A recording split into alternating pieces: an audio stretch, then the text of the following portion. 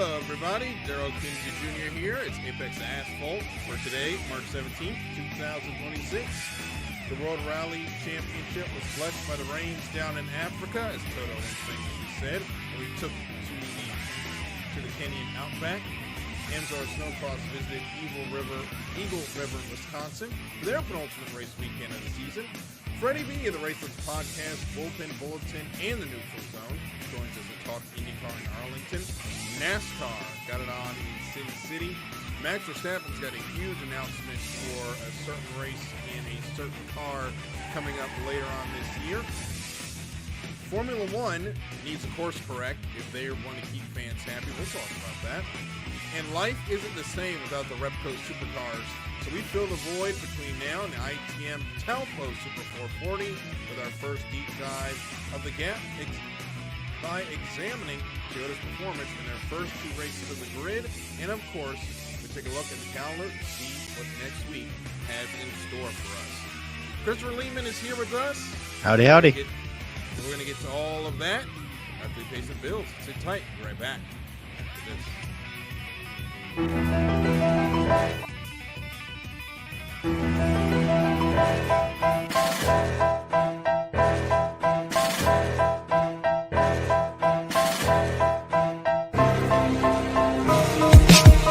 For the last 10 years, IE Sports Radio has been bringing you amazing content ranging from interviewing legendary athletes, coaches, and other authorized media personnel to building tailor-made shows dedicated to all major sports cities around the country.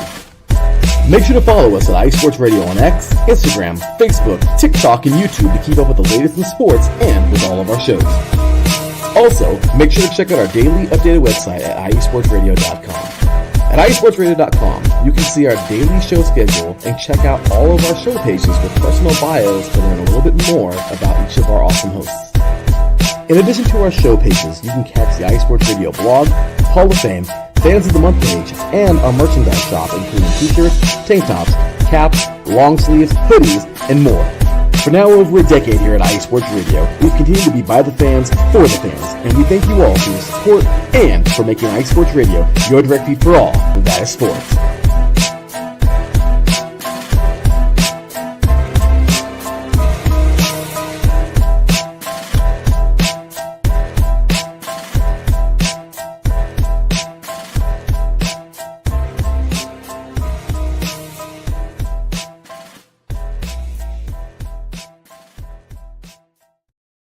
Safari Rally Kenya, a stunning backdrop unless you're a rally driver.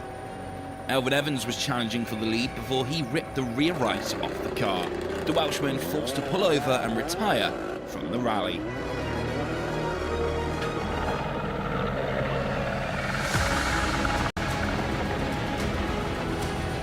Sebastian Ogier also fell foul of the stages, the Frenchman dropping over 2 minutes when he was forced to stop to change a puncture.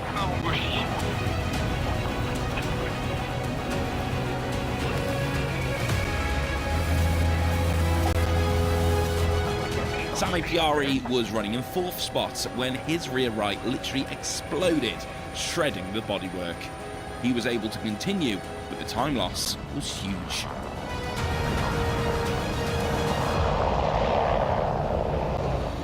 Thierry Deville battled his way through as the leading Hyundai, but both he and his teammate suffered severe overheating issues.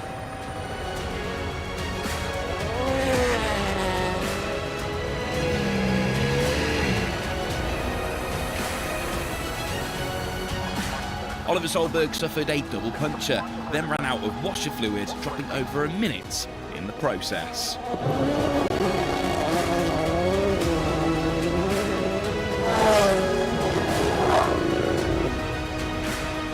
Solberg still leads, but incredibly, Ogier is only 42 seconds behind him. Katsuta is now 3rd, followed by the 3 Hyundais.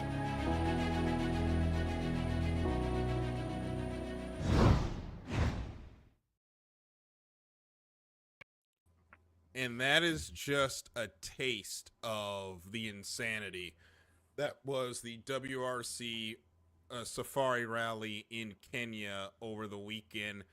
And Chris, this one would go down as the top 3 of the rally at one point all get taken out, and it's Takamoto Katsuda, the Japanese driver, that gets his first win and really picks up the pieces from what was a difficult rally in Kenya. Yeah, and it was quite controversial as well, this rally, because a lot of the drivers were complaining just because of this inclement weather, particularly mud, which snow is easy enough to go through. You can kind of go through different depths of snow and really not too bad as someone that lives in the snow belt of the United States. But mud is a whole different animal. And so varying amounts of mud is really detrimental. And so as this track deteriorated, the drivers who were going a little bit later in the stages were really getting upset. They ended up canceling, I think, stage 13, if I'm correct, or maybe it was 16, one of the two. But they ended up abandoning one of the stages. But yeah, I mean, it was just so wet. We saw it in that video. There was so many mechanical retirements in the rally that, you had the top three all have a mechanical retirement on Saturday morning, which opened the door, for the guys 4th through, 8th to come in and fight for the win. So, yeah, but hats off to Takamoto Katsuda. Well-deserved win, so good for him.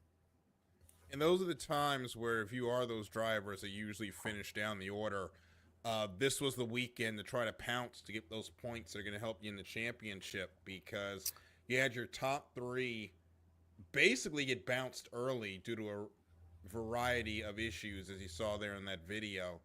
And Katsuda, was there to pick up the pieces, and he ends up taking the win. The podium was filled out by Adrian Formax and Sami Pajari. That is a Hyundai and another Yaris to fill out the top three. There's a picture of all the cars that were in the Safari Rally, and that is probably the cleanest they were going to look all day. Yeah. Because once this rally got started, it was Mud City. Absolutely. And Kenya just always is the most beautiful backdrop we go to on the calendar. The scenes are just, it's gorgeous. Africa's a beautiful country. And it just makes for such good backdrops. There's something to be said for, running in, the wooded snowland regions of the world, but there's also something to be said just running in beautiful prairie land and mountainous regions. And so this is probably my favorite rally of the year, just because of how gorgeous every shot is. Just this beautiful panoramic landscape. It's gorgeous. Yeah, it's going to look great. And we're going from one gorgeous landscape to the other as the WRC Croatia Rally is coming up next, April 9th through 12th, 2026. Your current standings in the WRC look a little like this after 3 championship rounds are complete. It was a great weekend, again, for Takamoto Katsuda, as he jumps up to 3rd in the points with 55 points. Eflin Evans continues to lead the way with 66, and Oliver Solberg is in 2nd with 58 points.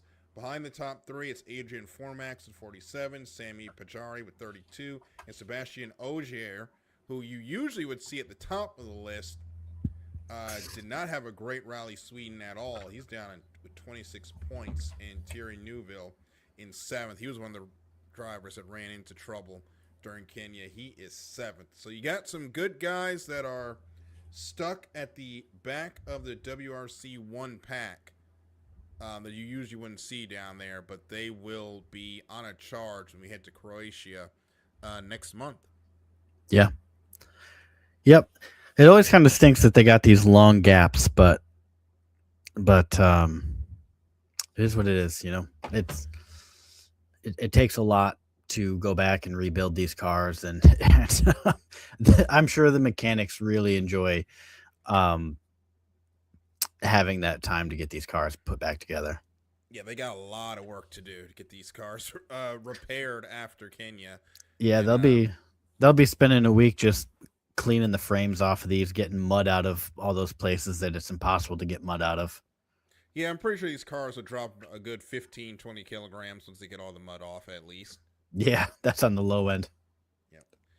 So we'll move on from the WRC. Let's get into some Amsoil Snowcross, the Eagle River Nationals review. We will start with the women's pro-am, which at this point is the Avery Hemmer history watch, trying to win the most races of any competitor. Right now, she's still got to win. She basically has to win out She does. at this point to take sole ownership of the record. And she got lucky on Friday as a major wreck in her heat race took out nearly half the riders, including Avery Hemmer. And I was actually watching this when it happened. She got tossed like a rag doll over the top of her bike, and Iana Hauger got run over by another rider.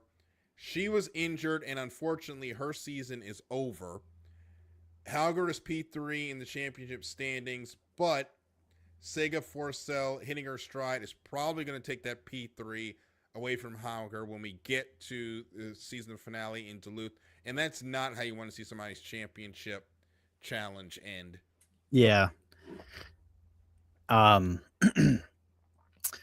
Yeah, but I mean, the championship's over. It's been over since about the third weekend of the year.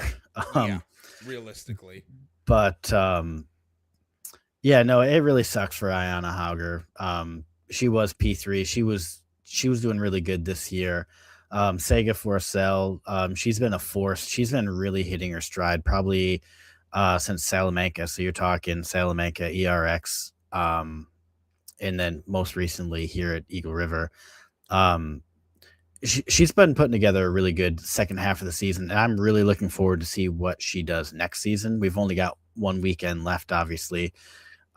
This championship's over, but yeah, it's getting competitive towards the end, and it's fun. It kind of sucks that it's already over, but it's fun.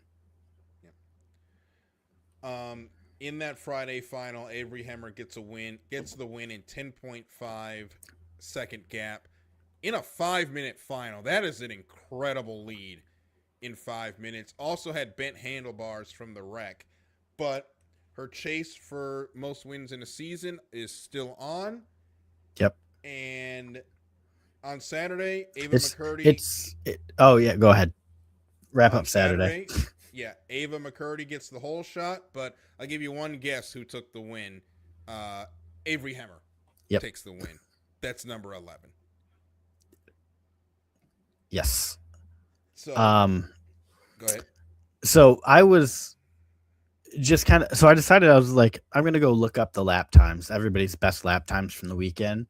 Mm-hmm. So the pro class, which we'll talk about last, obviously, they were putting times down around 30 to 32 seconds a lap, and they're on a 600cc sled. The pro light division, they're also running a 600. They were doing lap times around 34. Like the really fast guys were doing about 34. But I would say the field average is more like 35, high 35, low 37s. And the women's average is around 40 seconds. Mm-hmm. Avery Hemmer's average is around 37 seconds. Wow. Her fastest lap time was a full 2.5 seconds faster than anyone else in her division. And she does not race with people that are not established veterans who are great at what they do. She's riding against the best of the best. And she's 2.5 seconds laps. That's just, your fastest lap time, but she puts up a 10.5 second lead on a 5-minute, 5-minute final.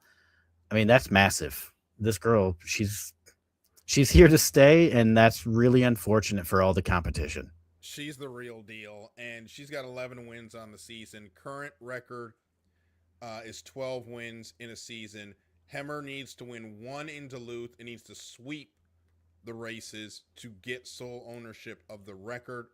But she did immortalize herself in the history books in another way when Avery Hemmer, at the age of 14, clinches the 2026 Women's Pro-Am Championship.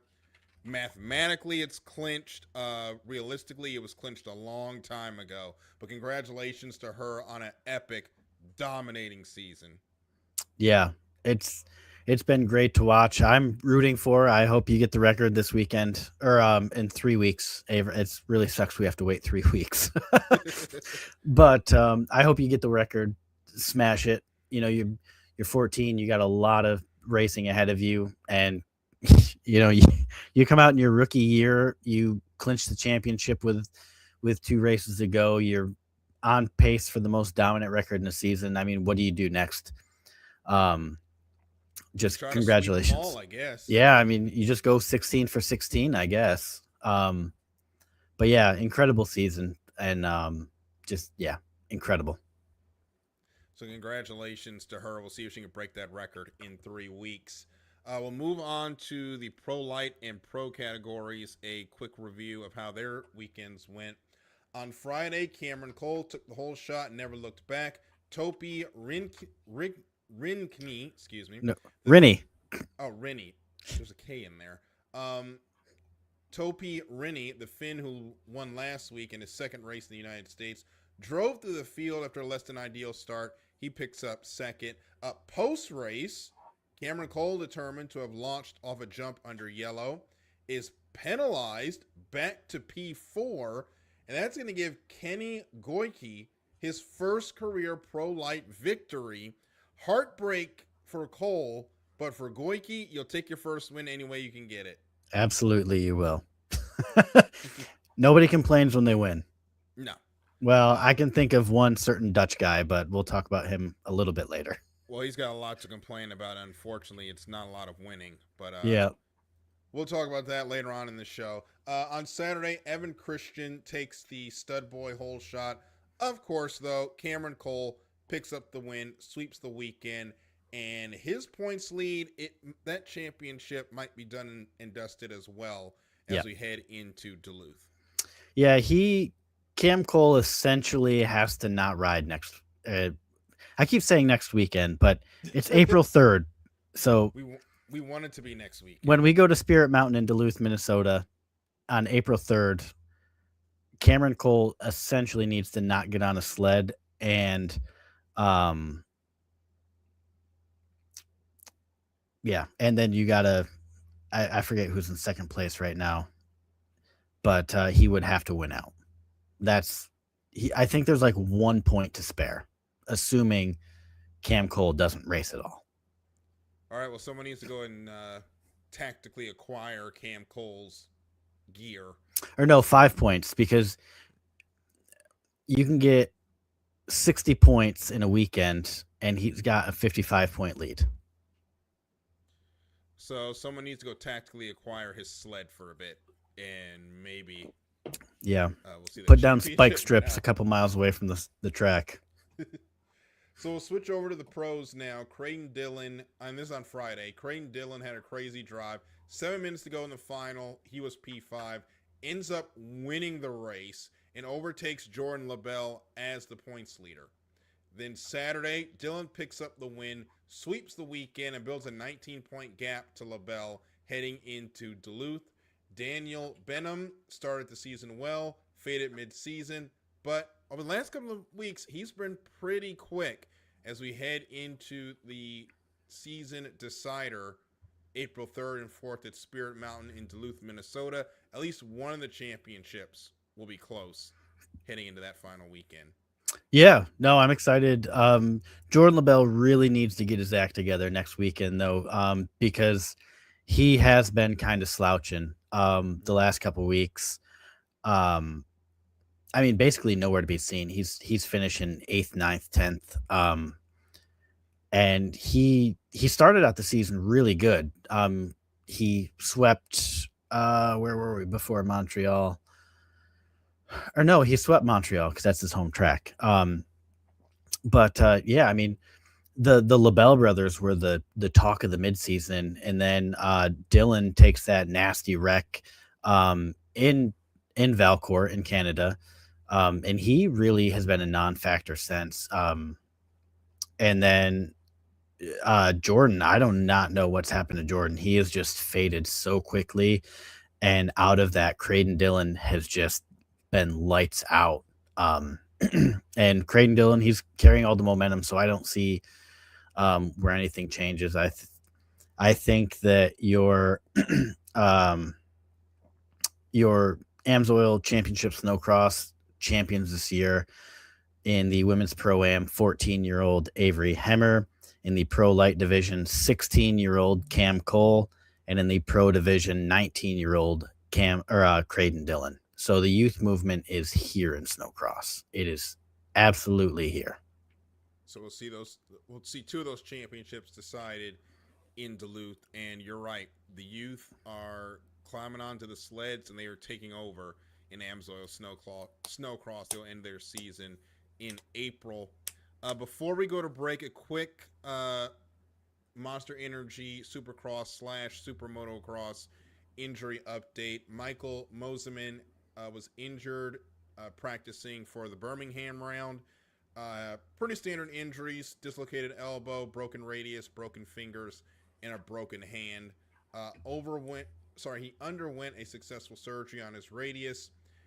He will obviously miss the rest of the Supercross season. He's trying to get ready for the outdoor 250 season. Through the first 6 rounds of 250 West, had 2 podiums, was 3rd in the championship standings. Obviously, he's going to slide down the order. But from everyone here, good luck in your recovery, Michael, and we hope to see you ready for Lucas Oil Pro Motocross competition. And he is a teammate to Brian Deegan. Hayden Deegan. You are allergic to Hayden Deegan's name. you really are. I thought everything but Hayden. You do. We thought we were gonna have the Xfinity Series swear jar, but we're just gonna have the what name can you stick in front of Deegan when you're talking about Hayden swear jar. We're gonna have to have the not Hayden Deegan swear jar at this point. Yeah. But Hayden Deegan is currently dominating the 250 West Championship. Him and Michael Moseman had a spirited battle early in the year, but unfortunately that will not come to pass for the rest of the indoor season, but we hope to see them in competition for the outdoor season. Yeah. So we're going to take a quick break. When we come back, we're going to get into the IndyCar weekend in Arlington, and Kyle Kirkwood has sent a shot across the bow to Alex Palou. We'll talk about that with Freddie B of way too many podcasts to name, but the Racelets podcast, and we'll talk to him on the other side of this break. Sit tight here on Apex to Asphalt on IE Sports Radio, your direct feed for all that is sports.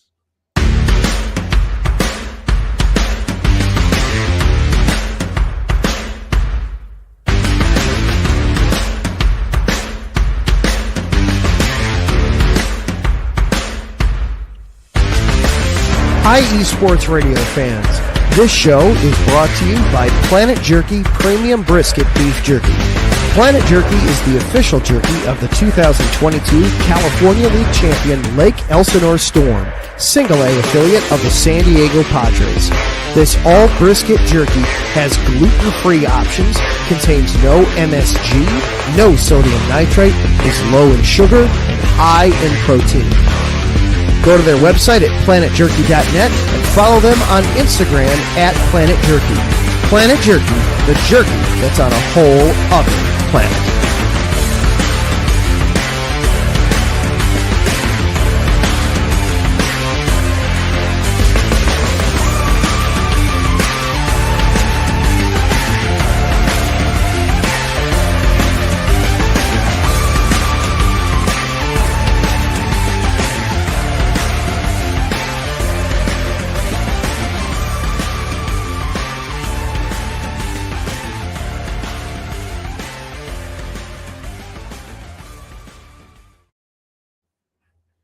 And we're back here on Apex to Asphalt, here on IE Sports Radio, your direct feed for all that is sports. And we want to thank all the new Twitter followers that we've had pop on the last week. We've really seen that number jump up, and we are just 2 away from 200 followers here on the Apex to Asphalt Twitter. So thank you so much to everyone and all 198 of you that are there. We hope to build that number up. We've got at least 72 of you watching and counting. And thank you so much. And thank you for making this your home for race talk of supercars, IndyCar, and everything in between. And speaking of IndyCar, this guy, Freddie B. Hey, guys. With us. He is... I introduced him as the host of the Racelets podcast. He also is a part of the Neutral Zone. Also, he is also with, as I scroll back up on our notes here, the Bullpen Bulletin and about half the shows around here. You've been busy, sir. I've been really busy, guys. And I'm just trying to do everything I can to help promote this wonderful group of guys and gals that we've got here at IE Sports Radio and IESportsRadio.com. And, anything I can do to contribute is I'm just doing my part to increase our audience and get more followers and people to join us. This is a great community we've got here. Yeah. Yeah. Thank you so much. And thank you, Freddie, it was midnight my time when I was just like, what are you doing tomorrow at 8? You were like, sounds like I'm joining you.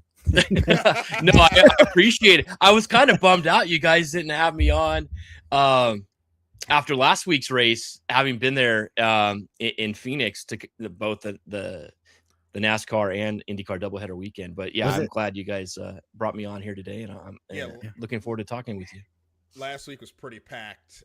I think we were like, we went 2.5 hours last week, wasn't it? Yeah, last week's show was 2.5 hours. We had a lot to get through. I listened to at least 2 hours of that thing. And you guys are pumping me up on this whole snowcross thing. And good. I was watching it the other night. I think it was a replay of it, but yeah, it was crazy. I think Chris, you posted the clip of that gnarly accident. With Heather, she got thrown. Yeah, that was crazy. 14 years old, Yeah. Geez Louise. Oh, she took a nasty hit to the head too. Yeah, and if you actually go back and watch that, you see Ayanna Hauger just get completely run over.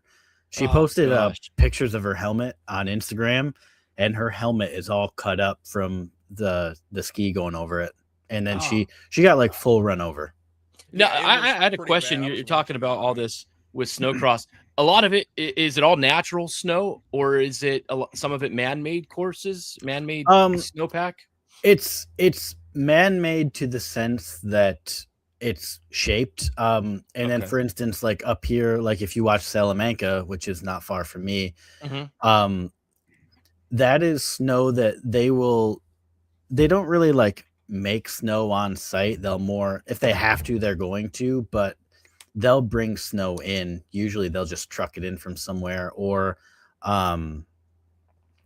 just use snow, like, just go across the road out into the field and get as much snow as you can, bring it in, and they do pack it. It's like, like preparing for a supercross track. They're gonna really pack it, get an ice pack down underneath it, and there's a lot of track prep that goes into it. But, okay, all right. I don't think that they like using artificial snow, though. I think they definitely prefer being able to source real snow.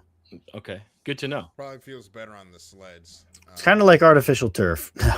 Let's not get on that. Yeah, actually, Darryl's a Washington fan. No talking about field injuries. Let's not talk about field turfs right now. We've injured too many people on our fields. But I can already hear Larry's phone just cranking a comment away on like turf toe or something. So let's get into the Java House Grand Prix of Arlington, the first of our new street courses this season. It was clean and green for most of the race until the end, but Freddie, that doesn't mean it wasn't exciting. We had a pretty good strategy duel going on for most of that event. Yeah, and from listening to a lot of the drivers, they really enjoyed this racetrack.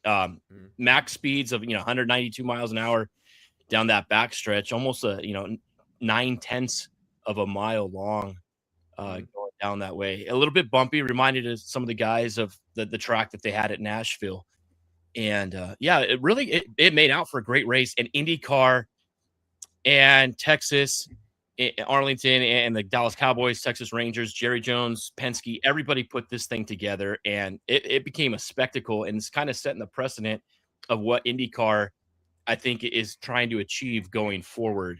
It was as close to like an F1 type of track setup and atmosphere that we've had here in IndyCar, and it brought out fans that have never been before, and then a lot of people did make the trek to get out to Arlington to see it, and it was a very good race. Looking forward to seeing that one in the future. The big difference between Formula One and IndyCar, though, is the IndyCars were still doing a $190 down the backstretch, Yeah, not 65 right. Exactly. when the battery died. Yeah, Yeah, it was super great. clipping in IndyCar. Yeah, Larry. Yeah. Oh, go ahead. broken clocks right twice a day. That's right.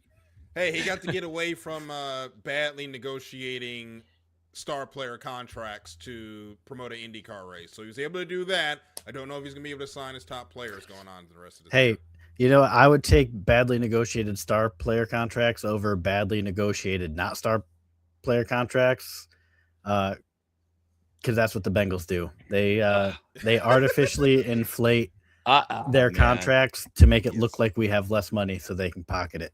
Yeah. Which reminds me, before we go too far down this road, I don't know if they're gonna be doing an off-season version of 3 and Out. We've got to talk about the Evan Neal contract at some point. I don't know if you guys heard about that. $1.2 million deal. None of it's guaranteed. None of it. Dude is an intern in the NFL. That's insane. You could talk about that. You could talk about Alex Pierce being the highest paid wide receiver in the league too. Come on. Right? It's crazy. But back to the land of sanity in IndyCar. Yeah. Kyle Kirkwood, Alex Palou, Will Power, and Marcus Ericsson all took turns leading large swaths of this race. And it came down to a duel between Kyle Kirkwood and Alex Palou. And I'll say there, with about 17 to go, Kirkwood put a pretty good move on Palou there to get the win, to get the lead at that point. He did. And listening to Kyle's press conference after the race is, he said, yeah, I had to make that move there because if he didn't make it at that point, there was a good chance that Alex was going to keep defending for as long as he could, and he had to take advantage of that opportunity. Keep in mind, that's why I'm wearing the Andretti shirt today. Andretti finishing 1, 3, and 4, just kicked butt this entire weekend. And Kirkwood himself, I think he had the best car of the weekend. Kicked himself in the butt, during qualifying, where he just missed out making that top 6, and he had to start 7th for this race. But yeah, he was the fastest all week in practice. Probably would have finished, qualifying for pole. And he just went on and won that race. Fantastic job. Andretti right now and Honda is really making their mark, and they're putting the fight to the Penskes and the Ganassis right now as the front runners. 3 races so far into the season. And it's got to feel good for Will Power, who basically got unceremoniously dumped, and now here he is still competing at a high level. Yeah. Well, yeah, too. I mean, we're seeing a rejuvenation of Marcus Ericsson. He's coming off his worst career in IndyCar. He captured his first pole in IndyCar as well in 13 years and still finished, top 4. Props to him. He's really doing well, and he's a very likable guy. I like to see Marcus get back into the groove of things, and they've mastered street courses. We already know that. They're starting to master the short track ovals. Kirkwood finishing 2nd in Phoenix. Now, can they put the kit together and start mastering the road courses? And that's going to be the question as we go into Barber in 2 weeks. Yep. Cannot wait for Barber. That is always one of the favorite natural road courses on the schedule. So Christian Rasmussen ends up having some sort of technical fault. His car slows to a stop on lap 66. It looks like we're going to get a 1-lap dash to decide it. And then Nolan Siegel decides to run up the back of Roman Grosjean as the leaders are going into turn 3 and completely wipes everything out. Freddie, what was your reaction? Because I just slapped my head when that happened. Yeah, I don't think that Alex would have made a push to catch Kyle on the restart. I think he would have ended up winning that race regardless. And I'm surprised that IndyCar decided to go with a one lap, green-white checker to end it. They talked about not doing that as we've seen before with some of the races last year. Yeah, but going back to that incident with Nolan Siegel, I never really saw a clip of what happened, how he did hit Grosjean and what came of that. He seemed like he said after that he was bumped from somebody, but I never saw anything like that. And that kind of begs the question now, 3 races into the season, and Nolan Siegel is back to where he was last year at the bottom of the standings and the bottom of Arrow McLaren. They have higher standards right now, and I don't know how long they can continue to have him driving that 6 car. They've got, Linus Lundqvist, who is a legitimate backup driver who can instantly come in and produce better results. And you have Ryan Hunter-Reay, who they've got locked up into driving for the 500. He's in the booth calling the next races for IndyCar as well. I like to see them make a driver change. I don't know if that's going to happen, but I threw it out there yesterday, and I talked to Chris. We were chatting. I'm like, they got to do something, because I don't know if you can go an entire season with Siegel, wrecking that car week after week. Well, when they can put compilations of your wrecks on Twitter, that's never a good sign. I definitely agree that I think Nolan's got one more race to prove himself, and you've got to get him out of that car before May, because the guys working on that car are looking across the garage to Pato, who was in 5th. Christian Lundgaard was in 7th. Those guys are running in the top 10 while you're sitting over here repairing a wrecked race car every weekend. Those guys are going to start building a little bit of resentment because their team guys are having fun going deep into races, running for the top positions, while you're over here cleaning up carbon fiber. That usually doesn't go well. Especially with Tony Kanaan, he's such a competitive guy. I don't know how long that him and Zach Brown are going to stand for that. Too much invested, but Siegel had a lot of money coming in from his father. That's why he's in that seat. But sometimes you got to put up or shut up. And give it another race. Maybe get to the 500, but at some point you can't go the entire season continuing like this, right? I don't think you can give him the 500. I think you've got to get him out of that car before May if it doesn't improve. Yeah, I totally agree, and that's why I threw it out there. I don't know who it is. Bring in Linus Lundqvist, bring in Ryan Hunter-Reay, bring in somebody else, but yeah, and bring him in early enough to get acquainted with the car before the 500.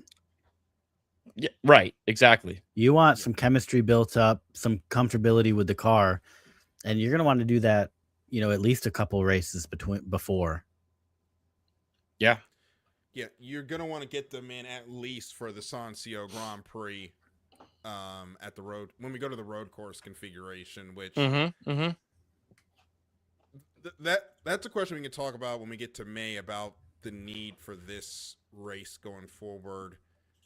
But it's right now, it's a good table setter. It gives the road course experts something to race for during the month of May. But I think about May, I just think about that oval. There's something we got to do there. Maybe get the Freedom 100 back.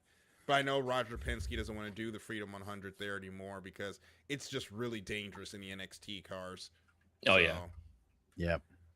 We'll see. Yeah, speaking of NXT, man, they put on another great weekend of racing. Two fantastic races. Max Taylor taking the win this week. Really solid drive there by Max. And a lot of these young guys are proven. There's a lot of dog in the fight in the next series this year. Yeah, I don't get an opportunity to watch a lot of the Indy Next races, but they've been putting on bangers to start the season, which is great to see that their version of O'Reilly Auto Parts race, basically the final step before IndyCar. You've got a lot of drivers that are showing they're competitive. Oh yeah, the first race of the season in St. Pete, Nikita Johnson, the Florida-born kid, 16 years old, goes out there and wins his first Indy Next race. A lot of young kids. As far as the next guys go, I really like to see Miles Rowe, Lockie Hughes, and some of the guys who have been there over the last year, 2-3 years, to start stepping up their games. But still a long season to go. A good friend of mine, Jordan Missig, he finished with his first, I think it was his first top 10 last week as well. So props to him. Put on a good race. Yeah, Miles, as you said there, he has finished both races in the top 10 so far, currently back in 8th in the points on 50. Max Taylor, Nikita Johnson, and a Polish driver is in 3rd. I'm not even going to try to pronounce Kacharczyk. That, yes. I'm not even going to try to pronounce that. That kid is, he's something special as well. Yeah, so. They call him Timmy Kachow. I like that. I get the Cars reference. Yeah. I dig it. I dig it too. Perfect nickname. The kid's good. Yeah, so we didn't get a chance to talk to you last week, so I'll bring this up this week. The DC track map is now out for the Freedom 250. Yep. That race is going to be free to everyone. It is a ticket lottery that you have to sign up for April 1st.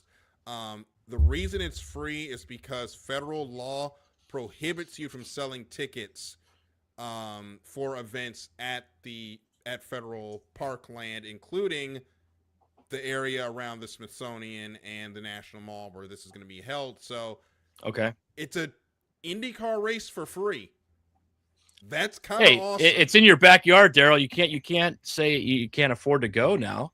Take the wife. When I look at the when I look at the track map, though, I don't think it looks like a particularly great track, though. No. There's only 7 turns. Yeah, it just any other way you feel about it is fine, but it just genuinely doesn't look like a really good course. Well, I live there, and I can tell you 7th Street is particularly narrow. And coming down Independence Avenue onto Maryland, where turn 6 is, there's an island there for traffic calming. So I don't know what they're going to do with that to make that dog leg work. This is going to be a tight, like Monaco-esque course that they're going to have. I think it's going to be exciting. We're just going to be coming back from going to Richmond the week before. Got it. So we'll see how that works out for us. But yeah, it's going to be exciting. Hopefully, if it works out well, they will come back next year and in the future, and you keep this event going. Maybe even get IMSA to come race here again. It'll be their first time since the 2002 Cadillac Grand Prix at DC, which I was at, and turn into an endurance and IndyCar event. It'll be nice because take all the other stuff out of it. We don't get a lot of motorsports in the nation's capital, and it'll be nice to have another one of our national sports represented in the capital this way. Yeah, IndyCar is doing a really good job. They promoted it. And with the 250th birthday of the nation as well, they're stamped, planting their flag as, UFC tried to get an event going there. I don't know if that fell through or not at the White House, but yeah, IndyCar's already making their mark. They're doing fantastic this year. Their ratings have boosted on Fox, 1.2 million for Phoenix, 1.36 million this last weekend for the Arlington Grand Prix. So their ratings are jumping right now, and attracting new fans is exactly what they're trying to target. Yeah. I know I'm looking at this, the good part about this racetrack, because I was talking to a coworker of mine. The White House is not landlocked by this course, so if there is an emergency, they will be able to deal with everything on that side, because this city, when stuff goes down, it locks down like Fort Knox for obvious reasons. But I'm excited to see this grow, and I hope it's not a one-off, because supposedly I heard rumblings that this would only be a one-year thing. I think you have to build this into a thing to get the bad taste of how it came out of some people's mouths. You're not going to get it out of everybody's mouth. Right. Exactly. You keep this as a multi-year thing. You go through a couple of administrations. You stay here. It becomes a part of the country, and people will forget. And hell, if the race is a banger, like Arlington was, and the first couple of races of this season have been, sure, no one's going to care. Nobody's going to care. You're absolutely right, Darryl. Absolutely right. Now, going back to the Phoenix race, I'd love to see IndyCar there again next year. And I think they're really trying to push, maybe make it another doubleheader with NASCAR. I think the weekend was fantastic.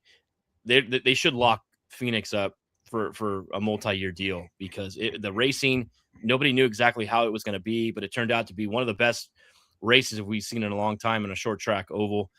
And the doubleheader was just so cool, because you got fan bases that have never witnessed NASCAR and vice versa, like myself.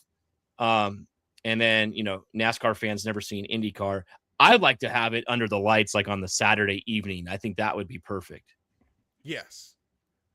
I would love to see this race at night. I think IndyCar at night is just a whole different deal. And it's incredible, and I hope we can get more of it, because Saturday night races for them is awesome. Chris also mentioned NASCAR doing their little street race in San Diego. Correct. No, Larry. Coronado. Larry said that, not me. Sorry, Larry. Lord have mercy. Yes. I'm calling everybody by their wrong name today. Yeah. But no, you already the race at Naval Air Station Coronado. You already know my thoughts on where there should be a doubleheader, Darryl. Where? Watkins Glen. Well, yeah, obviously. Yeah, Watkins Glen. Yeah. It should be. It should be. We need IndyCar in the Northeast. Yes. And yeah, I was actually thinking about maybe heading down to that that race that's going to be on Coronado. I was talking to Matt Humphrey, who's the director, putting on that. He was also in Phoenix and covers that track as well. They don't know the stipulations of like security and things like that, or how it's going to be. But I would like to do that. It's the same day as Road America. I could watch that and then on the TV, and then go see the NASCAR. It's not too far from us. I think Larry should make a point to go down there as well. Chris really wants. I mean, Lord have mercy. Larry really wants IndyCar at Sears Point.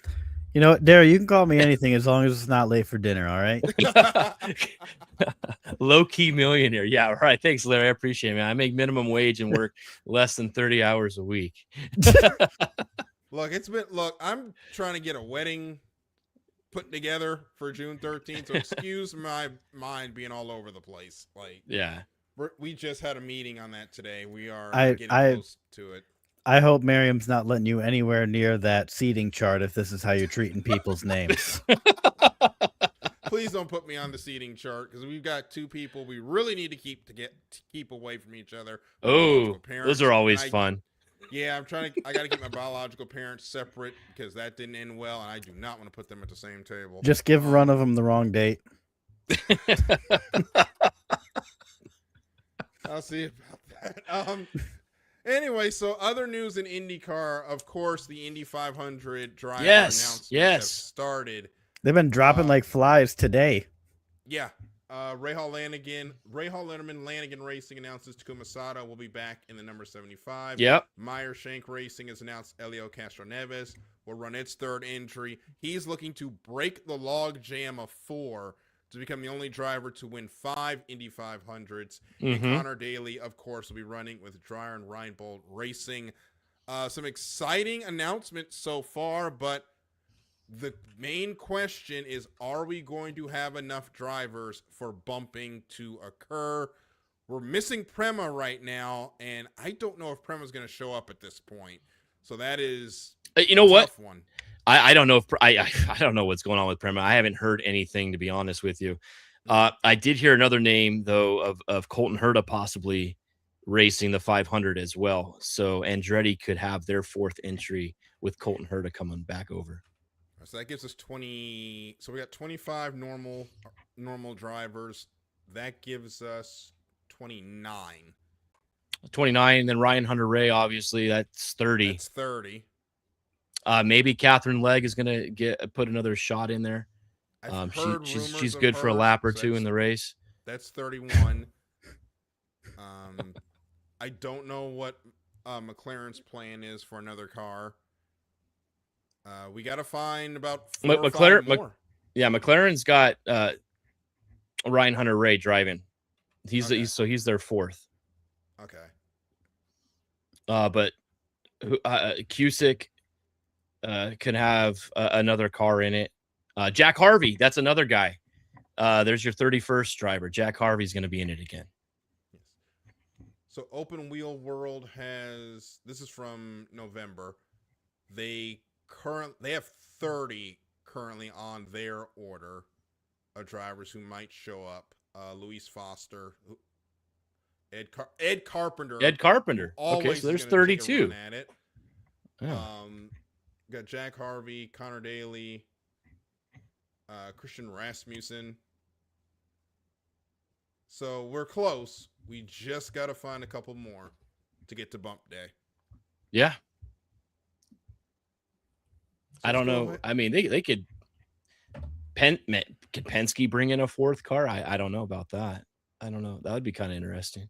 Yeah, they're going to be working overtime to get us to the 34, 35 so that we can have our bump day on Sunday. It's just hard with the economics of the Indy 500 being what it is. It's not like, the 1960s where you could build a car for a lot cheaper. I think the last article I read on it, it's like $3 million to go racing for 1 month at Indy.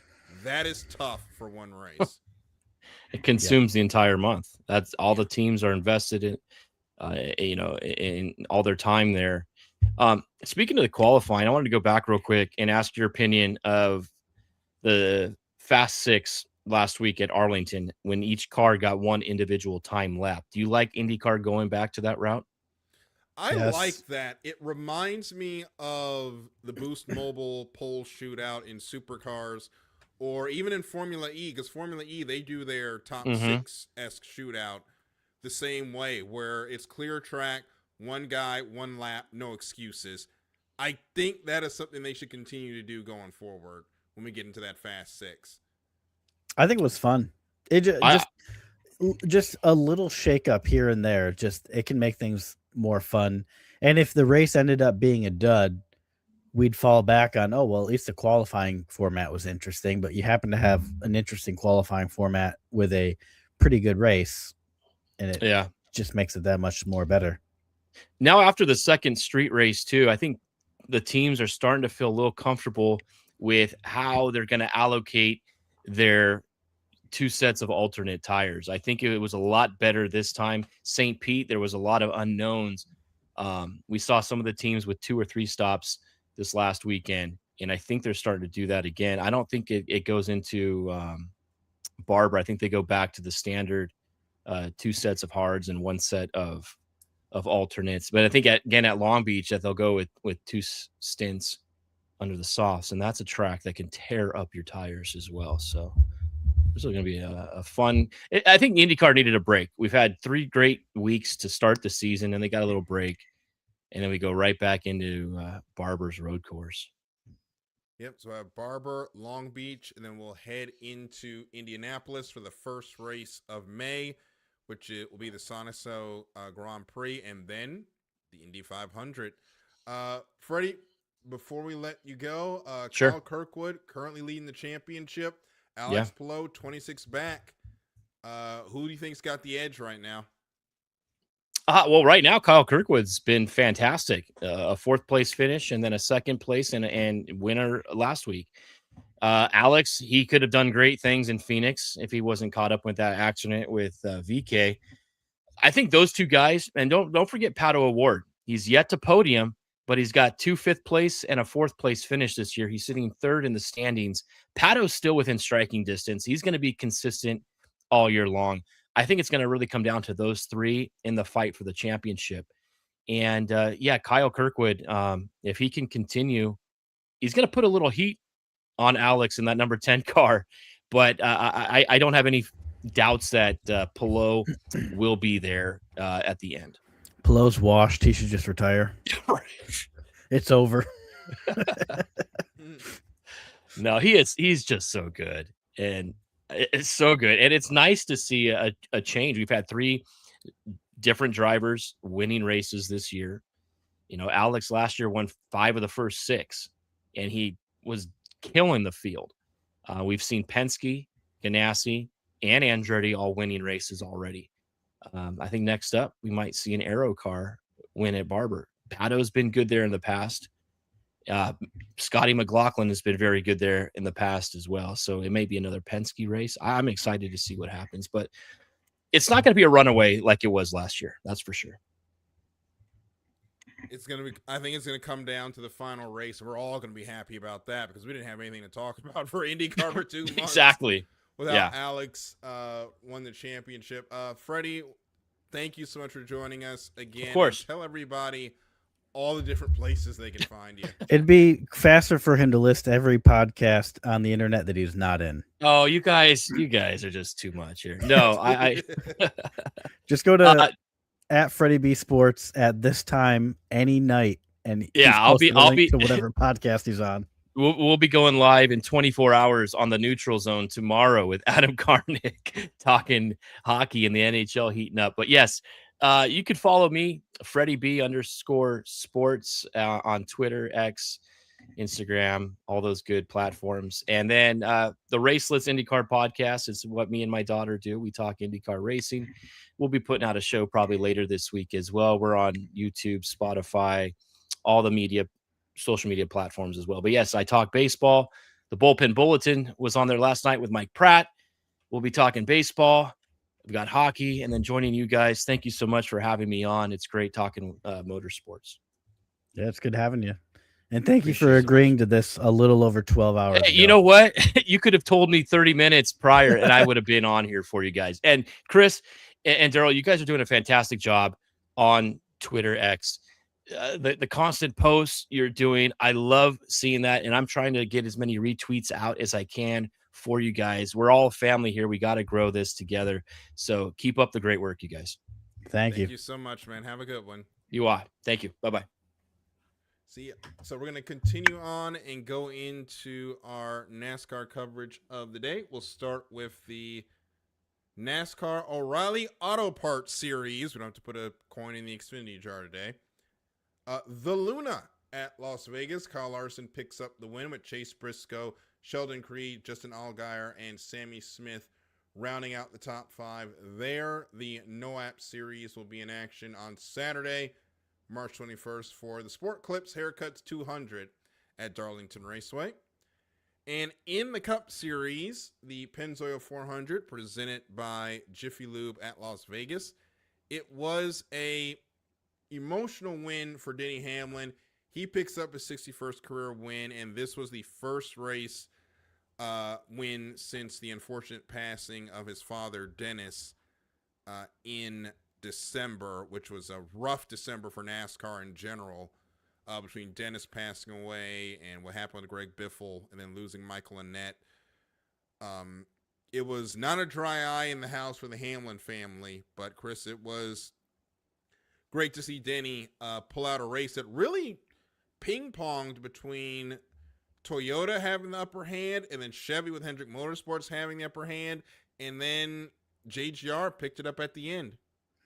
Yeah, kind of just yo-yoed back and forth. And I mean, at the end of the day, Denny led the most important lap of all. So, but yeah, it's good seeing, a different mix of people up towards the front, especially different manufacturers. It kind of makes everybody a little happy and hopeful at some point during the race.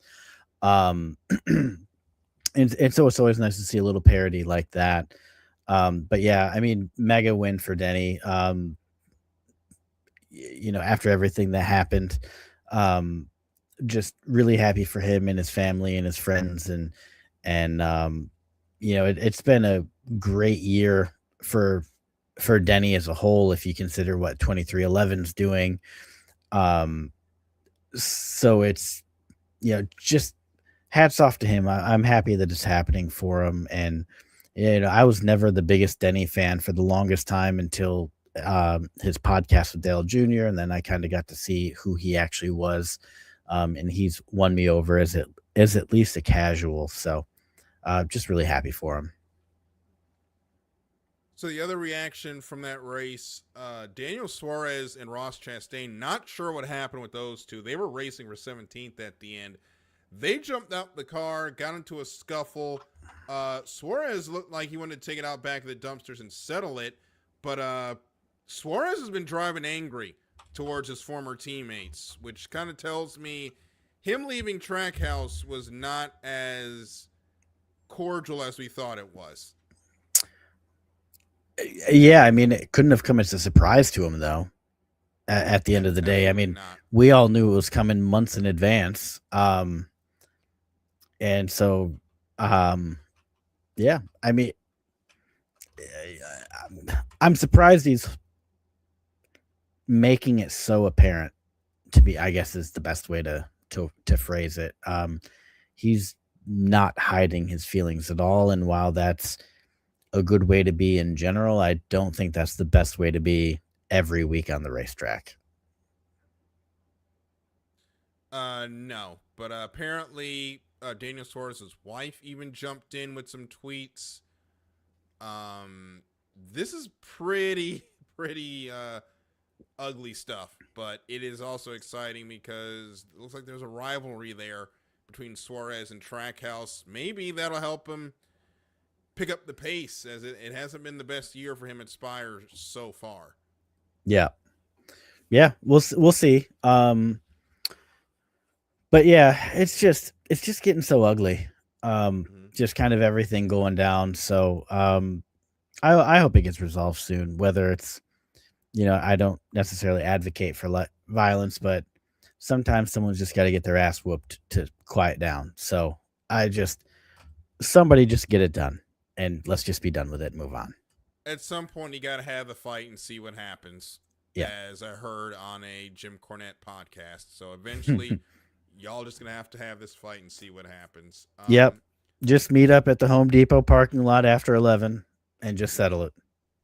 So I've kind of figured out the puzzle when it comes to the next-gen car and whether or not you're going to have a good race or not. If you're listening to the scanner, and a lot of guys are talking about the car is tight, it's probably going to be a dud. If you're listening to the scanner and a lot of the guys are talking about the car is loose, you're about to see a barn burner. And I think that's where we are with this car at this point. Yeah. Because it was majority guys talking about the car was tight. And, of course, when it's tight into the corner, they can't hold the speed that they normally can if the car is loose. As we know, loose is fast. And that kind of got to where the racing was kind of pedestrian on Sunday, which is disappointing because usually Las Vegas puts on a show. Yeah, I mean, I couldn't elaborate it on it any better. Loose is fast, but especially for intermediates, or the classic ovals or however you'd like to categorize them. They definitely benefit from loose cars that go fast. Especially like Kyle Larson, I believe, for the Xfinity race. I think it was the Xfinity race, said that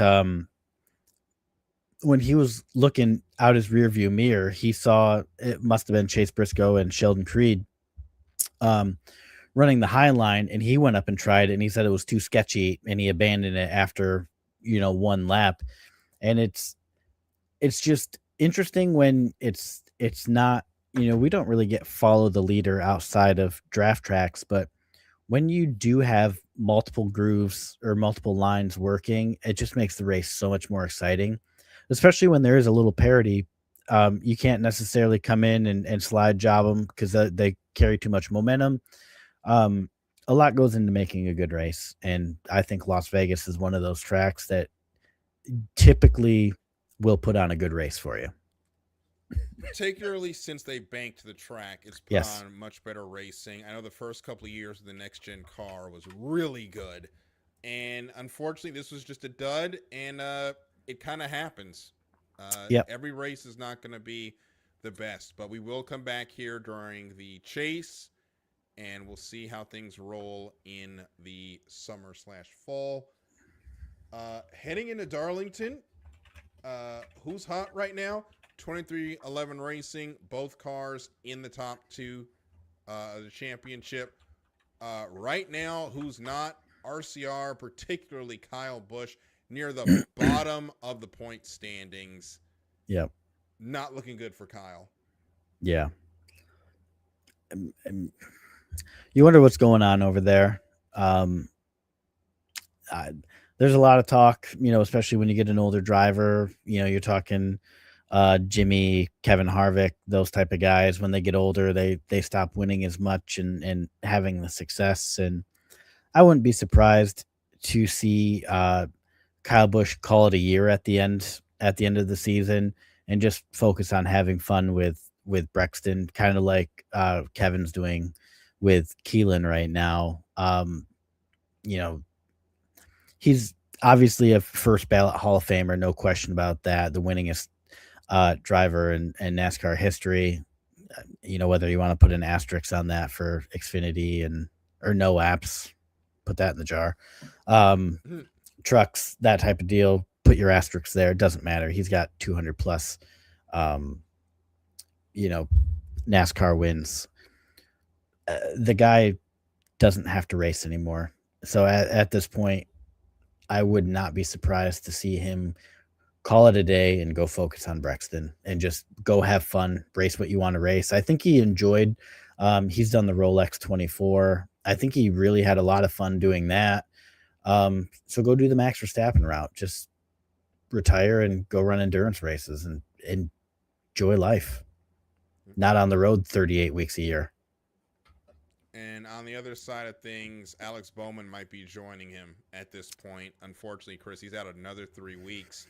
With a vertigo issue. And it starts to become a question of, is it worth the career at this point? Yeah. Goes back to kind of what I said about Kyle Busch. I mean, Alex Bowman's made enough money. He doesn't have to work. He can just go have fun. He loves being around the dirt track, and he's got a pretty successful dirt program with Alex Bowman Racing. So he could just go crew chief doing that for the rest of his career. And, at some point you start looking, and I know he's close with Dale Jr., and Dale Jr. famously had some, when I say mental health, I don't mean like depression, stuff like that, but more like brain health is probably a better phrase. That stuff's compounding. So you get a concussion. Next time you get a concussion, it's a little bit worse. So Bowman has already had a concussion. He's been out, broken back, and now he's out for vertigo. At some point, you just got to say my health is worth more than this.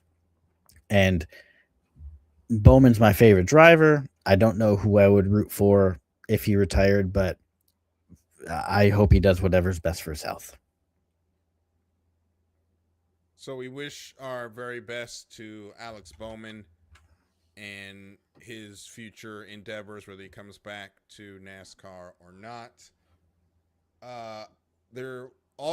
This broke today in the why would you say this on stream category. Daniel Dye, who races for Colic Racing, has been suspended indefinitely. He made a homophobic comment towards David Malukas while he was on a Twitch stream. NASCAR drivers put the Twitch down challenge.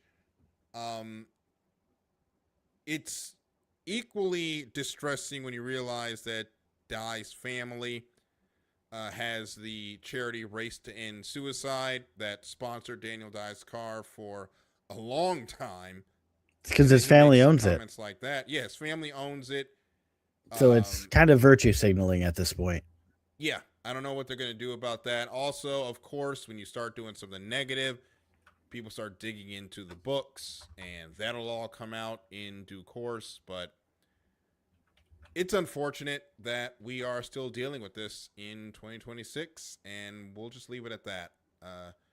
Dye's got some growing up to do. Apparently, this is his second time being suspended.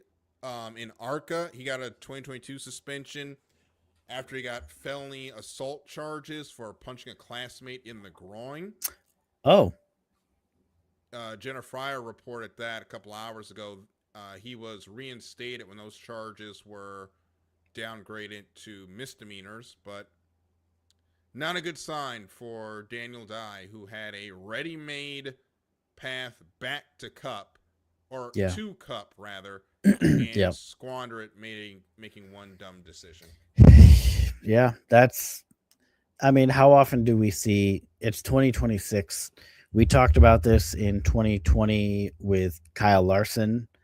Mm-hmm. I mean, you do stuff live on stream. It's being recorded. People are watching. I don't understand how at this day and age you say something controversial on the internet. I just don't understand how it's that difficult not to say something stupid that's going to get you in trouble. I just don't. Yeah. And then, like, not even it'd be one thing if he said something that was like, oh, and recognized it, but they just kept on going with it. And yeah, I mean, I was young and stupid once. I wasn't that type of stupid, but I was stupid and did some things that I shouldn't do. So I'm looking at this as a, 33-year-old dad of two. So, I did stupid shit. So apologize, become a better person, and, don't do it again, and just work on becoming a better person, and you can be forgiven. Yeah. And we've all done stupid stuff at some time, but a lot of us didn't have a Fortune 500 company bankrolling us at the time. So correct. Gotta be smarter. Yeah. And I didn't do it on the internet either. Yeah. Thankfully, the internet the internet wasn't what it is now when we were growing up. And I think I've said that a lot. Some of the stuff that's been going on.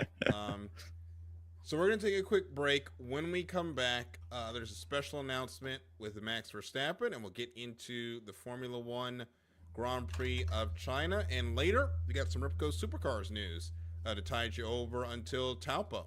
We'll talk about that on the other side of this break here on Apex to Asphalt on IE Sports Radio, your direct feed for all that is sports. Rise and shine. It's 4 a.m. The stars are still out. The sun is beneath the horizon, but it's time to punch in and go to work. The comfort of your warm-ups turns into the grinding out of your reps as the clinking and the clanking of the plates create a symphony of euphoria. There's no other feeling like it. Earn it, burn it, and take what's yours. IE Sports Radio has proudly partnered with Vital Apparel, a brand that not only fits great, but also promotes and donates to mental health research. Use our code IESR to get 15% off their comfortable and inspiring gym wear and help them on their amazing journey to support mental health. Go hard, take part in your iron therapy, and be strong. Because when your mental health is as strong as you are, there's no telling how far you'll go.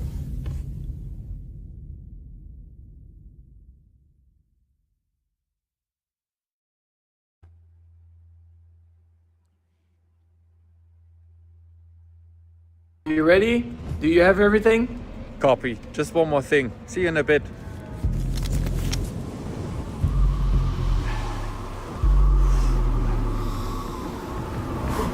3, 2, 1, go.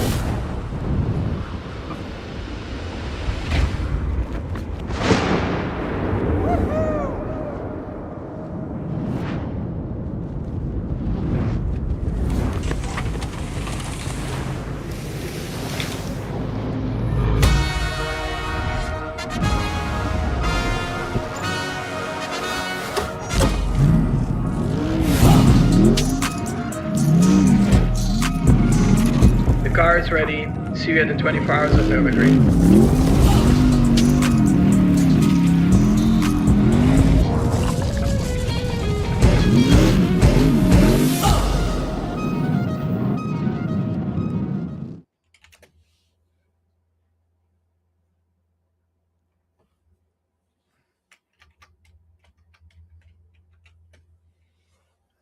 chills.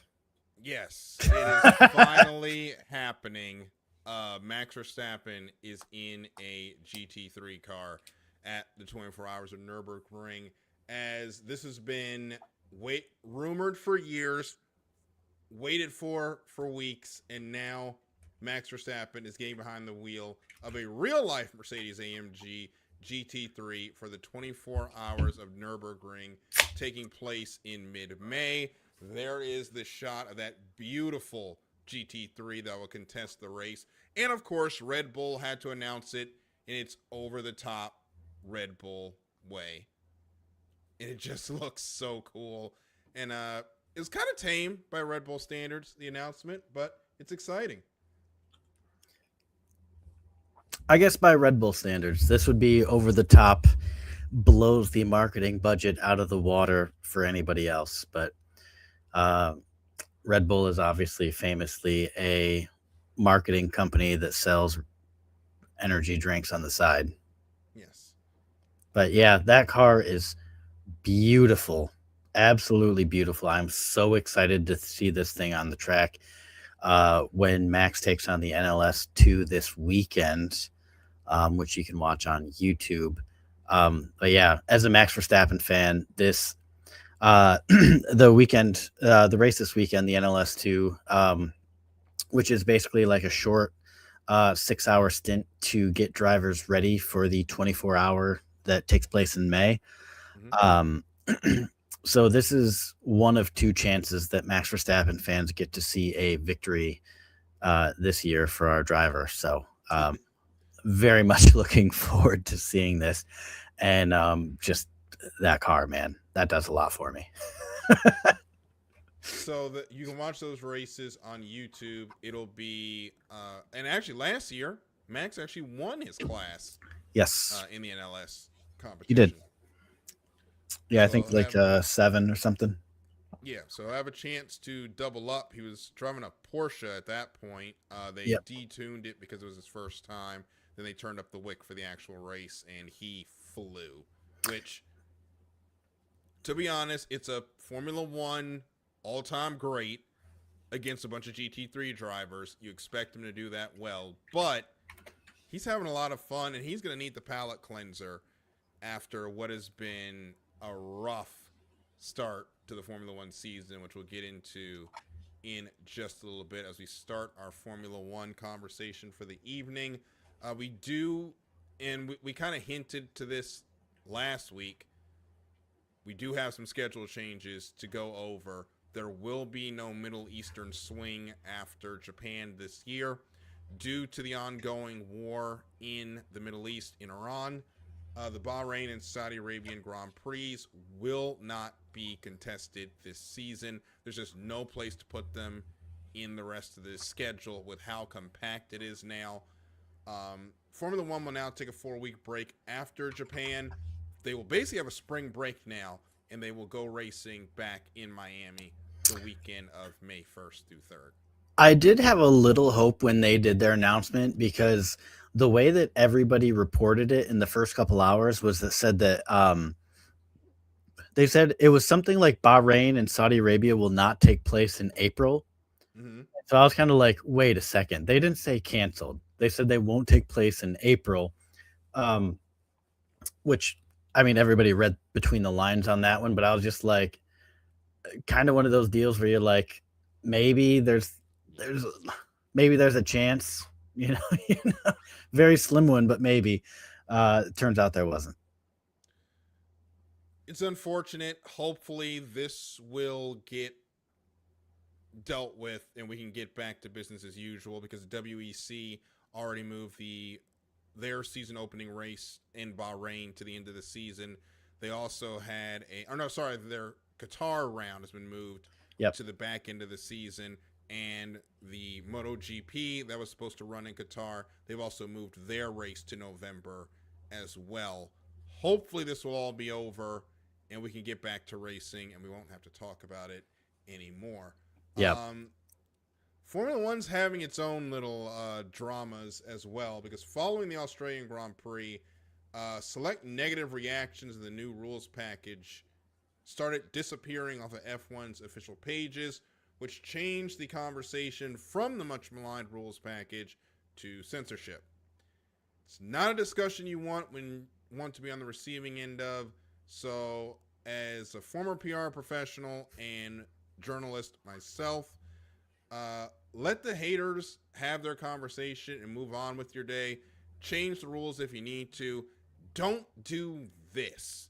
Because once you start deleting comments, it only gives people more ammunition. Yeah.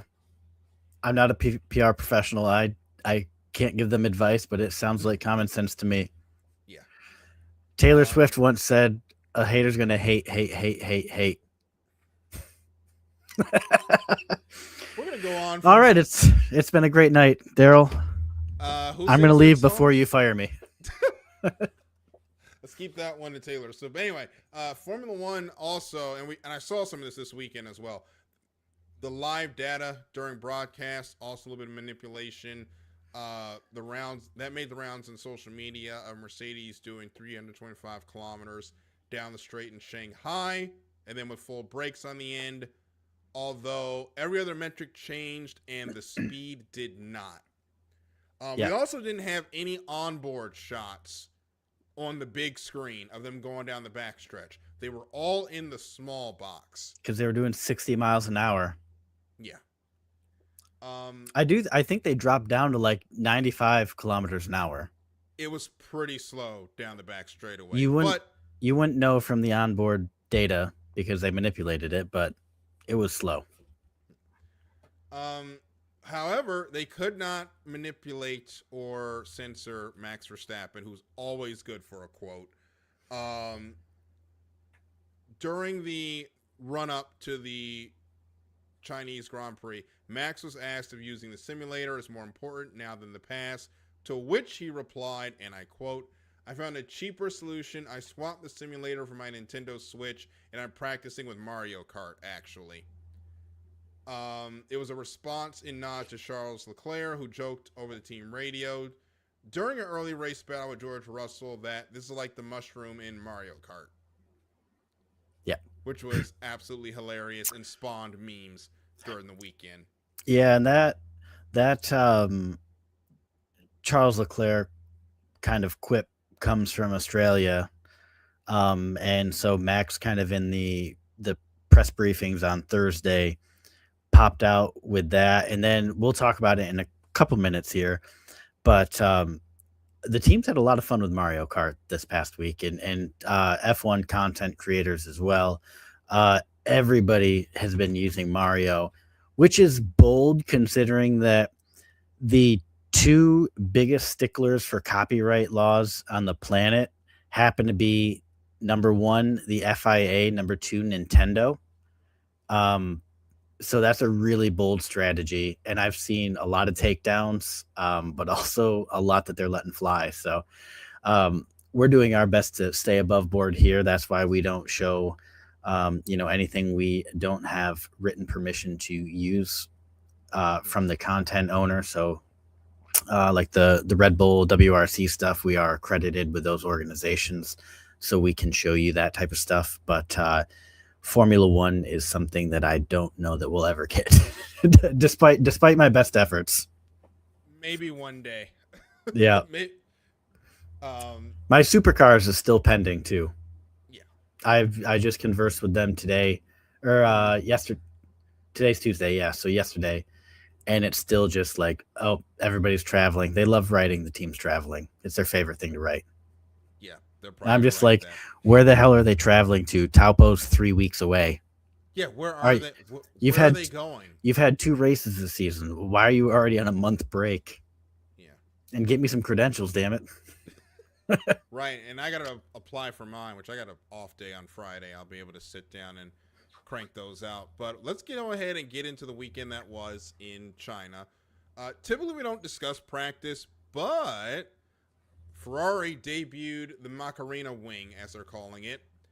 I've heard kind of some mixed reactions. People don't like it being called the Macarena, but also they named it the Macarena wing, so I don't know what to call it anymore. Well, it snapped Hamilton around when he used it, so It was by the way, immediate too. yeah. And it's probably high speed. That thing's shutting. It just changes the downforce, and the back end of that car just snapped. So Yeah, they're they gonna have gotta. to work on that.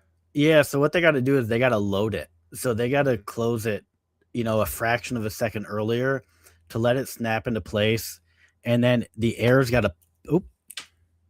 I disconnected my mic or my headphones.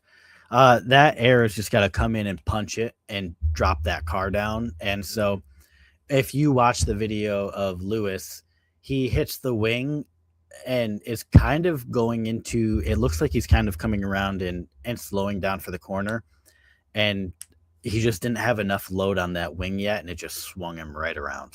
So, I think it's going to be a great advantage when they get it worked out. But it's also going to add just a little bit more of a mental game than these guys are already playing, because they're going to have to time it perfectly where they're not closing it so early that they're losing the advantage, but not so late that it snaps them around, because it will snap them around every time. They will not have a choice in that. Yeah. So we'll see how that wing develops. We might see it during race 4 or 5 of the year permanently, as they are planning a major update during the 4-week break, Ferrari. And I think a lot of teams will be speeding up their timeline now that they're going to have 4 weeks to just sit and work. Yeah. Hopefully. I hope Red Bull really gets to it, which we'll talk about in a minute. So let's get into sprint qualifying and the sprint race and the Chinese Grand Prix qualifying that took place on Saturday. In sprint qualifying, this was on the Friday, Mercedes. So we didn't want to say the engines were a huge advantage, but I think at this point they're going to have to take a look at this. The difference between P1 and P10 was 2.2 seconds in sprint qualifying 3, with Mercedes, Ferrari, and McLaren locking out the first 3 rows. Put a pin in that for later on McLaren. Perez did not qualify. His team found a fuel system issue at the end of free practice 1, or really the only free practice of the weekend. Yeah. It could not be resolved in time for qualifying. Once we got into the race, I mean, it's a sprint race. George Russell picked up the win. Ferrari got a double podium. It's a sprint race in Formula One. What do you want me to say at this point? They want to do 12 of these, by the way. I couldn't tell you a single thing that happened in the sprint race. And one of the things, kind of a nod back to what we were saying earlier about complaining while winning. That was we talked about that like eons ago at this point. Yeah. But Max Verstappen won like virtually like every sprint race, and he was also the most vocal critic of them. Yes. So put that in your pocket later for when we talk about Max crashing out in the new age way of just getting upset. Not the old way of spinning and crashing. But yeah, the sprint races, they need to go. They suck. And at this right now, I would rather have 3 free practices than 1 free practice and then go right into Parc Fermé. Yeah. It's not great. Getting into real qualifying, Kimi Antonelli picks up the pole. Not real surprises outside the top 10. And then we get into the Chinese Grand Prix review, and I think Chris has a question for me here. I do. So, who is the last driver to DNS, do not start, in 2 consecutive races? And as a bonus, do you know the year? I know this is in reference to what we're going to talk about with McLaren. I'm not sure on this one. Why don't you lay it on me? Well, you're right. It was Bruce McLaren in 1969. And take a guess what he was driving. A Ford? It was a McLaren. Yeah. Clearly he was driving for his own team. So McLaren is off to, they've got kind of a bad reputation going on for 2 consecutive DNSs. Yeah, and also their first double DNF since the 1983 Monaco Grand Prix. So a lot of bad records set as 4 cars did not start this race. Alex Albon, Gabriel Bortolato, Lando Norris, and Oscar Piastri all failed to start. We wanted to see the reliability dramas, and we're getting them in spades. Verstappen, unfortunately, another bad start, P8 to P18 by the end of the starting straight. Unfortunately, due to an ERS cooling issue, ends up retiring from the race.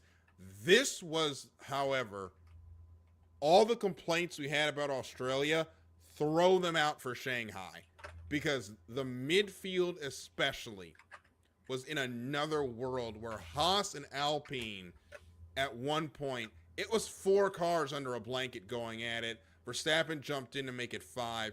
It was must-see TV. Yeah, no, it was good, and I'm glad that I didn't stay up and wait for it, given what happened to Max. I made it to I think I made it to 215, 220, and then I just passed out.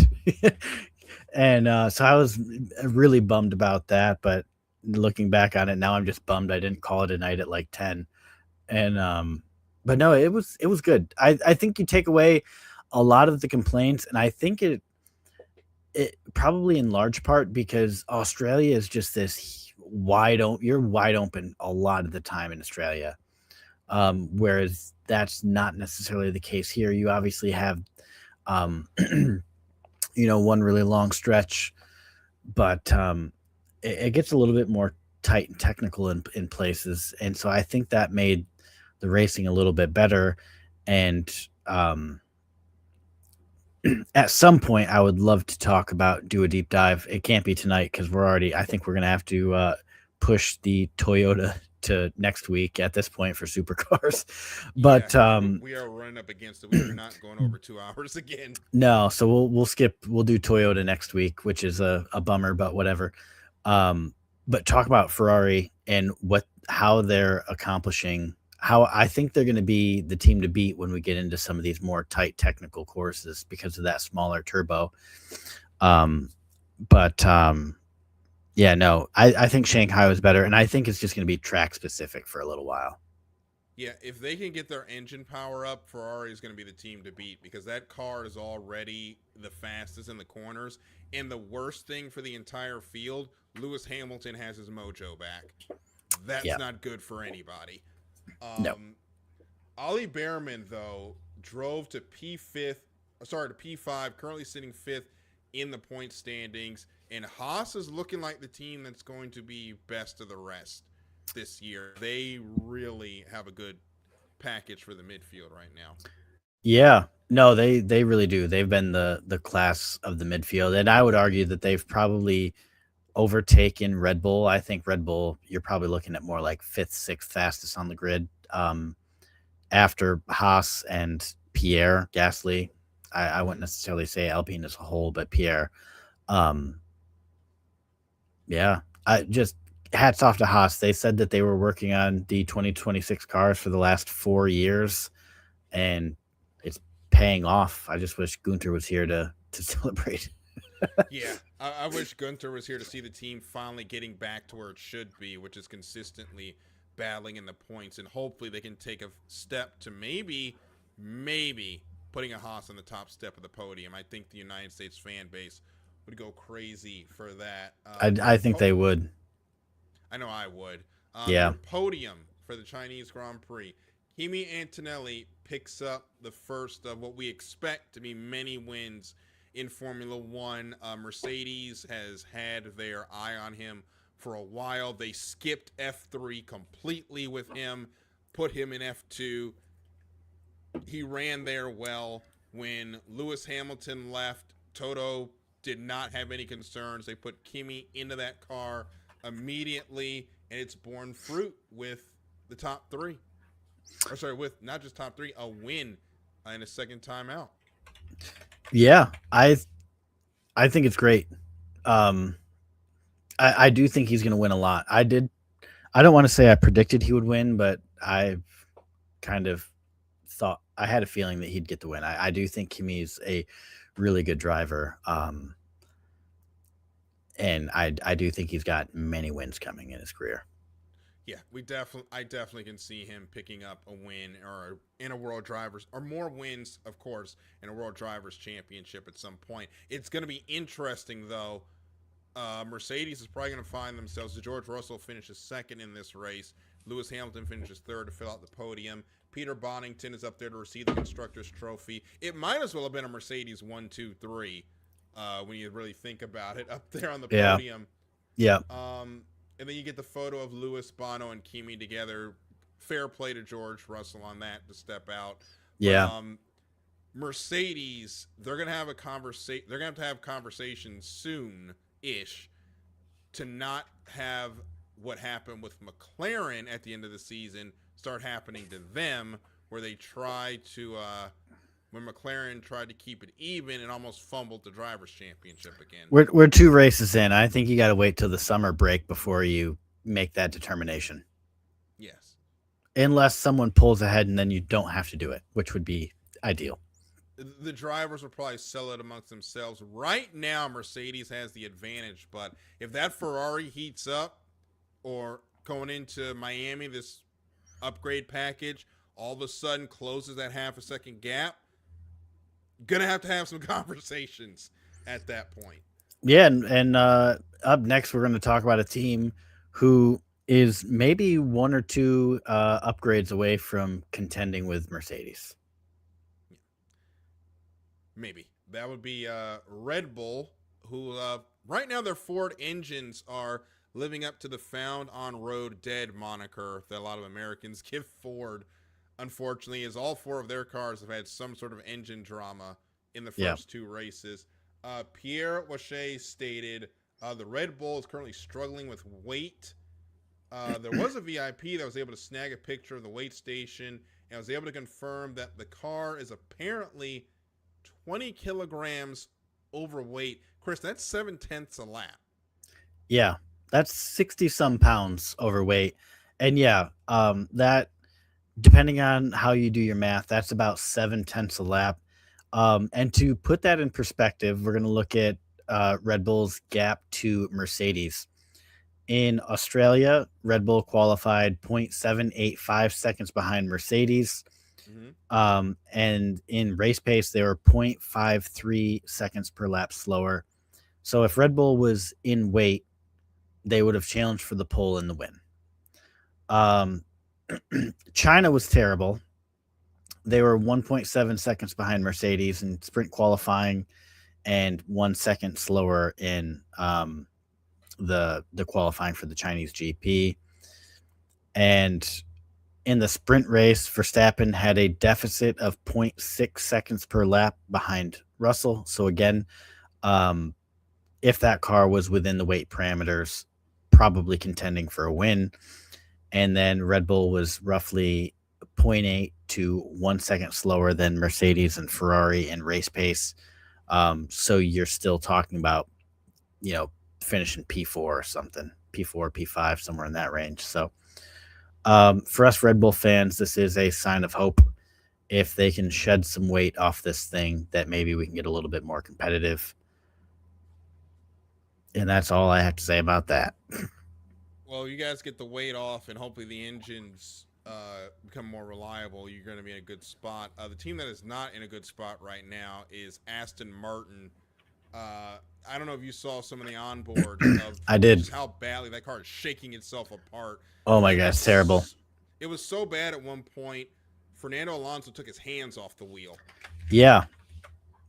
Yeah, that's really bad. And the rumor going around right now, well, there's actually 2 pretty prominent ones going around. The first being that after Shanghai, the FIA, and they're waiting confirmation on this, the members of the media, is going to begin kind of actively monitoring the vibration situation. So that's not going to be a good look for Aston Martin. And the second one, and I'm not sure how to take this. Adrian Newey didn't make the trip to Shanghai, which has kind of been fueling rampant speculation about his status within the organization. And it kind of ties back to this interview that Newey did at the end of last season. kind of around the time of his promotion to team principal. And he said that he would be at all of the early races to study the aero. So people are kind of calling back on that and thinking that it's strange that he's not there, paired with the performance of the car. I don't think it's a good look. I think some things are going on at Aston Martin and maybe some things behind the door because Christian Horner's name's been floated around. I know the other issue that from what I heard on the broadcast at the start, that this was a planned race for him to not be at, but it doesn't look great when the car is shaking itself apart. You said you're going to be at all the early races. You weren't, and now you're nowhere to be found. With performance like this, the team principal doesn't skip a race. I'm sorry. And I'm not going to throw this back to anybody, but no team principal, could you imagine Toto Wolff just being yeah, our car really sucks, but I also got other stuff to do? I don't see that happening. That would never happen. And you can say that about now 10 of the other team principals on the grid. None of them would miss a race, especially if they were a demigod of aerodynamics. Mm-hmm. They're not missing a race. So something's fishy at Aston Martin. Well, they do have a lifeline in the additional development and upgrade opportunity. Chris, why don't you take us through what that is? And that's going to be if they qualify for it too, which you would you would think that they would qualify for it, but as of right now, they are not rumored to.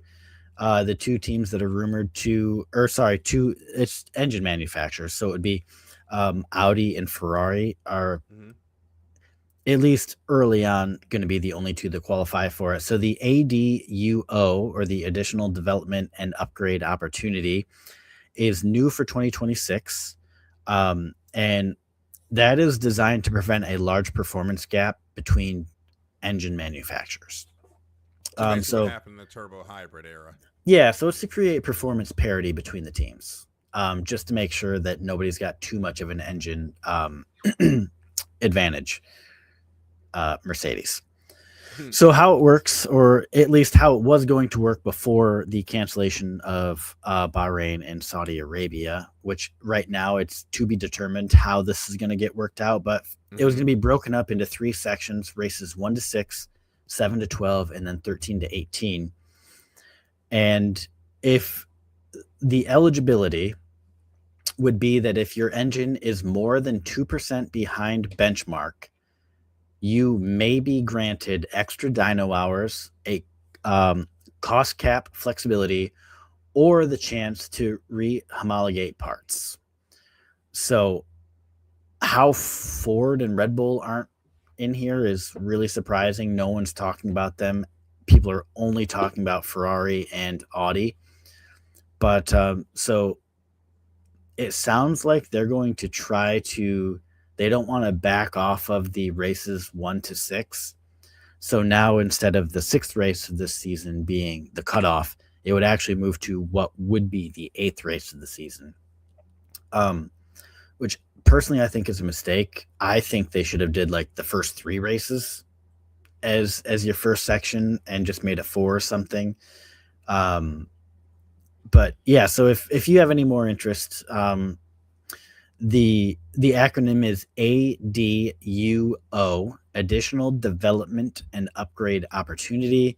I hope that I gave you a very basic understanding of it. But if you have any more questions, you can, of course, hit us up on Twitter or something, or, do a little research for yourself. But I suspect that once we get more to races 4, 5, I think it'll become a big talking point, and you'll hear a lot about it. Unfortunately, it doesn't seem like it would help Aston Martin because they think that the fix would be take too long to sort. Yeah. They got to figure something out just for the health of their drivers at this point, because they really do be able to race. They really do. Aston Martin is they're in big trouble.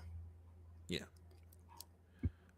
So we'll see how that gets taken care of during the rest of during the early part of the season. The sentiment leaving Shanghai, it's about what you would expect right now. Drivers and fans alike still critical of the new rules package. There are meetings scheduled between the teams and the sanctioning body to discuss possible remedies. Ideally, to be ready as early as either Miami or Canada. A lot of that conversation centers around increasing the ICE power or internal combustion engine, not the other ICE, to 60% from the 50-50 split we have right now. Yeah, something's got to give.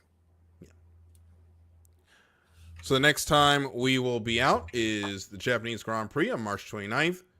And Chris will not be staying up for it unless Max qualifies on the front row. So Max, you got it. So Chris will not be staying up for the Japanese Grand Prix. I'm not going to try to stay up for it either way. I'm going to sleep. And actually, talking about Japan, this has been the source of a lot of frustration for me, Darryl. Yes. This beauty came. Sorry, I'm not very good with, but yeah, this came in the mail. It was held up in customs for a couple weeks, but you can see Max inside there, giving the old wave. The 2025 Japanese Grand Prix car just came in the mail the other day. FedEx had it sitting in customs for like 2 weeks. And then this morning they had the audacity to send me a tariff bill and a service charge for paying the tariff on it. And the tariff was $22.10. And the convenience fee of FedEx paying that for me and then billing me for it later was $15. So middle finger to you, FedEx. Please respond to my dispute. And I will pay the tariff if you remove the dispute. Yeah. So we'll see how, well, hopefully that all tariff business, we won't have to hear that word for a long, long time. But it's time to get out of here for this weekend. The No. Oh, wait. Repco Supercars. Oh, we got time We just got a driver confirmation. Okay. So we'll have one thing for Repco before we head out of here. Matt Stone Racing has announced that 28-year-old Cameron Crick will be back with them in a limited capacity this year. He'll run the MSR wildcard entry in Townsville and then partner with Jack LeBrock for the Ryco Endurance Cup at the Bend and Bathurst. They really got to add a third race to that cup somewhere. They really do. But Crick drove wildcard entries for MSR last year at Sydney and Ipswich. His best finish was P18 at Sydney 2. Crick teamed with Cameron Hill in 2024 to run the Enduros at Sandown and Bathurst, where they finished top 10 in both events. Yeah, pretty solid pickup by MSR there. To pair with Jack LeBrock. It'll be interesting. I think there's only one more seat available left in the Enduro Cup, so we'll see who gets the nod. I forget what team it's with though. It might be like Team 18 or something. But I think there's only one seat left for the Enduro Cup to run as a secondary driver or a co-driver, however you'd like to term it. So, so good for Cam Crick. And he did good in 2024, obviously. He did have those back-to-back top 10 finishes with Cam Hill. So I think it's a good pairing for those two. So good luck to MSR and good luck to Crick as being the co-driver in the Enduros coming up this year, which are always fun. We need a third Enduro Repco Supercars. Make it happen. They're always a lot of fun. So the highlight of this weekend, IMSA will be back with the C-Ring 12-hour. We will have racing from NASCAR at Darlington, which has been a lot of talk and conversation about that with the 750 horsepower package. And it's another great weekend of racing as we are on and running in this year. I'll be watching. I will be watching Max running the Nordschleife on YouTube. It's going to be available on the Nürburgring YouTube channel. So that's what I'll be watching. I'll have that up. I'll also have East-West Showdown too. Yes. We finally get Darryl, please listen to me. Hayden Deegan. We finally get Hayden Deegan versus Cole Davies. I've been waiting for this all year long. You heard it here first. Cole Davies is going to whoop the field's ass. Actually, I saw the track map. There's only one small whoop section, so that's not going to play in Davies' favor.